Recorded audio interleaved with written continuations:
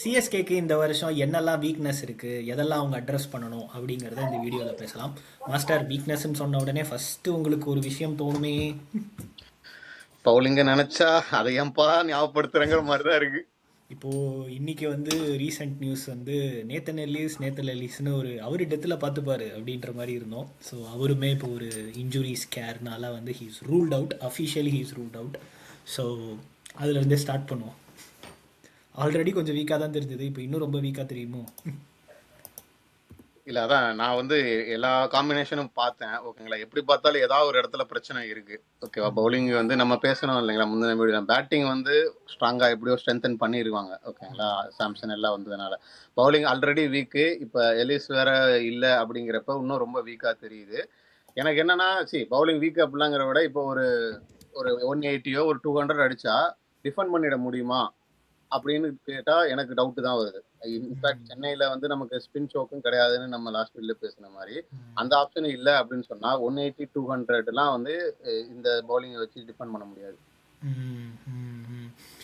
So இது சென்னையிலேயே நம்மளால் டிஃபெண்ட் பண்ண முடியலன்னா நம்ம வந்து ட்ராவலிங் கிரவுண்ட் லைக் வான்கைடேவோ இல்லை வந்து ஃபெரோஷா கோட்லாவோ ஈடனோ இதெல்லாம் போனால் அங்கேயுமே ரொம்ப கஷ்டப்படுவோம்னு நினைக்கிறேன். 200 இதெல்லாம் பண்ணால் ஐ திங்க் பார்ப்போம் யாரை ரீப்ளேஸ்மெண்ட்டாக வந்து இவங்க வந்து பிக் பண்ண போகிறாங்க அப்படிங்கிறத பார்ப்போம். ஐ திங்க் அந்த யூஎஸ்ஏல ஒரு பவுலர் நல்லா போட்டார் தெரியுமா, அவரோட பேர் மறந்துட்டேன் நான். ஸோ அவரை வந்து ரேடாரில் இருக்காரு அப்படின்னு நான் வந்து அரசல் பரசலாக பார்த்தேன். ஆனால் இட்ஸ் நாட் அஃபிஷியல் எட், பார்ப்போம். இல்ல அதான் இப்ப நமக்கு பதிரானாவும் கிடையாது, நேத்தன் எல்லிஸும் கிடையாது. அப்படிங்கிறப்ப யாரு அந்த யாருமே தெரியல அப்படிங்கிறது தெரியல நம்மளுக்கு. ஸோ அதை பற்றி பார்ப்போம். இது இல்லாமலும் வந்து ஒரு சில வீக்னஸ் இருக்குல்ல. நீங்கள் வந்து பேட்டிங் ஸ்ட்ராங் அப்படின்னு சொல்லிட்டீங்க, பட் ஆனால் 100% ஸ்ட்ராங் அப்படின்னு சொல்லாமல் அங்கேயும் ஒரு சில வீக்னஸஸ்லாம் இருக்குன்னு தான் நான் நினைக்கிறேன். இல்ல எனக்கு அதான் நான் மெயினா வந்து பார்த்தது வந்து அந்த ஃபினிஷர் ரோல்ல வந்து ஒரு கேப் விழுந்த மாதிரி இருக்கு. ஓகேங்களா, நான் 2-3 ரீசன் பாக்குறது வந்து என்னன்னா, ஜடேஜா அந்த ஒரு ஹோல் இருக்கு. இன்னொன்று வந்து தோனி வந்து நமக்கு பழைய தோனி வந்து அந்த டாமினேட் தோனி இல்லை. ஓகேங்களா, அப்படிங்கிறப்ப அங்க ஒரு சின்ன ஹோல் இருக்கிற மாதிரி இருக்கு. ஓகேங்களா, நீங்க கடைசியில வந்து அந்த ஒரு பூஸ்ட் கொடுக்கணும், இல்ல சேசிங்ல வந்து லாஸ்ட் 5 ஓவருக்கு 60 ரன் 70 ரன் அடிக்கணுன்ற சுச்சுவேஷன் வந்துச்சுன்னா எனக்கு தெரிஞ்ச அந்த ஃபயர் பவர் வந்து ஃபினிஷிங்ல வந்து மிஸ் ஆகுற மாதிரி எனக்கு தோணுது. நீங்கள் சொன்ன பாயிண்டே தான், பட் ஆனால் அதை வந்து இன்னொரு ஒரு ஆங்கிளில் ஆட் பண்ணணும்னா வந்து ஃபினிஷிங்கில் வந்து இன்எக்ஸ்பீரியன்ஸ்டாக இருக்காங்க. ஏன்னா வந்து நான் தோனியை எடுத்துகிட்டு சொல்கிறேன், ஏன்னா Dhoni is not like what Dhoni use to be. So அதை எடுத்துகிட்டு வந்து சொல்லும் போது சிவம் டுபே எஸ் நல்ல ஃபார்மில் தான் இருக்கார், பட் ஆனால் வந்து 14 மேட்ச் உங்களுக்கு வந்து கன்சிஸ்டண்ட்டாக அவர் வந்து ஃபினிஷர் ரோல் கரெக்டாக பண்ணுவாரா? அதே மாதிரி பிரசாந்த் வீரை வந்து ஹை ப்ரைஸ் டேக்ல வர எடுத்திருக்காங்க, அது எந்த லெவலுக்கு மென்டலி எஃபெக்ட் பண்ண போகுதுன்னு தெரியல. அப்படி அவர் வந்தாலுமே வந்து ஐபிஎல்ல கண்டிப்பாக 14 மேட்ச்சில் ஒரு 6 மேட்ச் 7 மேட்ச் வந்து லாஸ்ட்டு 2 பாலில் வந்து 10 ரன் அடிக்கணும், இல்லை 3 பாலில் வந்து 15 ரன் அடிக்கணும் அப்படின்ற மாதிரி சுச்சுவேஷனில் தான் அவர் வரப்போகிறாரு. அந்த இதை அவர் எப்படி டேக்கிள் பண்ண போகிறாரு? ஸோ இன்எக்ஸ்பீரியன்ஸ்டாக இருப்பார், அதை எப்படி டேக்கிள் பண்ண போகிறாரு அப்படிங்கிற ஒரு ஆங்கிளில் எனக்கு வீக்னஸாக தெரியுது. இன்னொன்று நான் உங்ககிட்ட அந்த இன்எக்ஸ்பீரியன்ஸ் வந்து நீங்க சொன்ன மாதிரி பேட்டிங்ல மட்டும் இல்ல, பவுலிங்லயும் அதே பிரச்சனை தான். கரெக்டா, ஏன்னா நீங்க இப்ப நம்ம எல்லிஸ் இல்ல, ஸோ எக்ஸ்பீரியன்ஸ் ஆட்டோமேட்டிக்கா குறைய ஆரம்பிக்குது இல்லைங்களா. ஸோ இப்போ பிரசாந்த் வீரை நம்ம ஆல்ரவுண்டரா உள்ள பார்த்தோம் அப்படின்னு சொன்னா அந்த பவுலிங்லயுமே வந்து நம்ம அகெயின் திரும்பி ஜடேஜாவை மிஸ் பண்ணுவோம். ஸோ ஐ திங்க் இன்எக்ஸ்பீரியன்ஸ் வந்து டெஃபினெட்லி பவுலிங்லயும் வரும். ஐ திங்க் லோயர் ஆர்டர்லயுமே வந்து அந்த கேப் வரும். இன்னொரு ஒரு விஷயம் என்னன்னா, நம்ம ஆக்சுவலாக இதை பற்றி நம்ம ஷார்ட்ஸில் கூட பேசியிருந்தோம். ஐ மீன் இந்த வருஷமும் அந்த ஃபார்முலா ஒர்க் அவுட் ஆகுமான்னு தெரியல, ஆனால் ஓவர் 18 வருஷமாக ஒர்க் ஆகிற ஃபார்முலா என்னென்னா, டாப்பில் ஒரு 5 பேரில் உங்களுக்கு வந்து ஒரு 2 ஃபாரின் பேட்ஸ்மேன் இருக்கணும், அப்படி இல்லைனா மினிமம் 1ஆவது இருக்கணும்.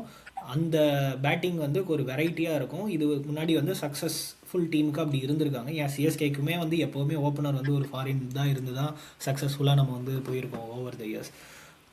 டெவால் பிரவிஸ் அவர் எப்படி ஆடுவார்னு நம்மளுக்கு தெரியும். லைக் ஒன்று அடித்தா வந்து 6 4, அப்படி இல்லைனா வந்து அவர்கிட்ட வந்து நம்ம கன்சிஸ்டன்சி எதிர்பார்க்க முடியாது. ஸோ அவரை தவிர எல்லாமே இந்தியன் இதுவாக இருக்குது, எல்லாருமே ஃபார்மில் இருக்காங்க. அது மட்டும்தான் ஒரே ஒரு நல்ல விஷயமே தவிர, but I still feel that நமக்கு அந்த ஃபாரின் அந்த ஒரு வெரைட்டி வந்து பேட்டிங்கில் மிஸ் ஆகுது அப்படிங்கிறது வந்து பார்க்குறேன். இட்ஸ் நாட் நம்ம இதுக்கு முன்னாடி பேசின வீக்னஸ் மாதிரி இது வந்து ஒரு பெரிய வீக்னஸ் இல்லை, பட் ஆனால் இதுவுமே ஒரு வீக்னஸ் தான் அப்படின்னு நான் நினைக்கிறேன். இல்ல அதான் நீங்க அதை வந்து நான் வீக்னஸ் எடுத்துக்கிட்டா இல்லை, நான் வந்து லைட்டா ஒரு டிஃப்ரெண்ட் ஆங்கிள் பார்த்தேன். ஓகேங்களா, என்னன்னா top order still look strong. Okay, நமக்கு சாம்சங் வந்ததுனால ஸ்ட்ராங்கா தான் தெரியுது. ஆனா எனக்கு என்ன பயம் இருக்குன்னா, நான் ஃபினிஷர் பேசணும் அதுதான் லிங்க் பண்ணி சொல்றேன். டாப் ஆர்டர் ரொம்ப டிபெண்டன்ட் பண்ணி இருப்பாங்களோ அப்படின்னு நான் யோசிக்கிறேன். நீங்க ஷார்ட்ஸ்ல சொன்னீங்க டாப் 3 வந்து கிளிக் ஆகுறது one of the formula for success. ஆனா எனக்கு தெரிஞ்சு டாப் ஆர்டர் மட்டுமே ரொம்ப டிபெண்டன்ட்டா மாறிடுமோ, இல்ல மாறுற மாதிரி தான் எனக்கு தோணுது. மேபி நம்ம பெர்ஃபார்மன்ஸ் பார்க்கல, பேப்பர்ல நம்ம டீமை பார்த்தா அப்படிதான் தோணுது. அங்க ஃபெயில் ஆச்சு அப்படின்னு சொன்னா பின்னாடி அடிக்கிறதுக்கு வந்து ஸ்ட்ராங் டீம் பேப்பர்ல இல்லாத மாதிரி எனக்கு ஒரு கன்சர்னா இருக்கு.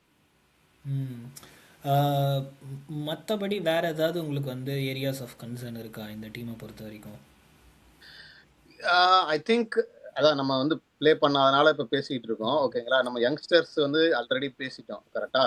ஸோ ஸ்பின் டிபார்ட்மெண்ட் வந்து எனக்கு தெரிஞ்சு கொஞ்சம் வீக்காக இருக்கு. மேபி அதனால தான் வந்து சேப்பாக் பிச்சே மாத்துறாங்களோ அப்படின்னு எனக்கு தோணும். ஸோ நான் பவுலிங்குள்ள தான் திரும்பி போறேன். பவுலிங்ல ஸ்பெசிஃபிக்காக வந்து நமக்கு வந்து என்ன சொல்றது, இன்னும் ப்ரூவன் ஒரு ஸ்ட்ராங் ஸ்பின்னர் வந்து டீம்ல இல்லை. அது ஒரு இது வந்து எல்லா டீமும் எக்ஸ்ப்ளாய்ட் பண்ண ட்ரை பண்ணுவாங்க. கண்டிப்பாக.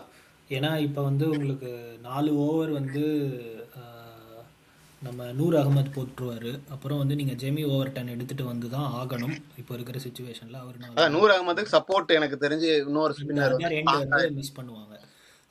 பட் ஆனால் வந்து நம்ம இவ்வளோ வீக்னஸ் பவுலிங் வந்து நம்மளுக்கு வந்து டிப்ளீட்டடாக தெரியுது அப்படின்னாலுமே ஆக்சுவலாக வந்து டீம் மேனேஜ்மெண்ட் எப்படி யோசிப்பாங்கன்னா, இது எல்லாமே வந்து ஏரியாஸ் ஆஃப் ஆப்பர்ச்சுனிட்டிஸ். நம்ம வந்து யங்ஸ்டர்ஸாக இருக்கட்டும், இல்லை வந்து புதுசாக டீமை பில்ட் பண்ணிக்கிட்டு இருக்கோம்.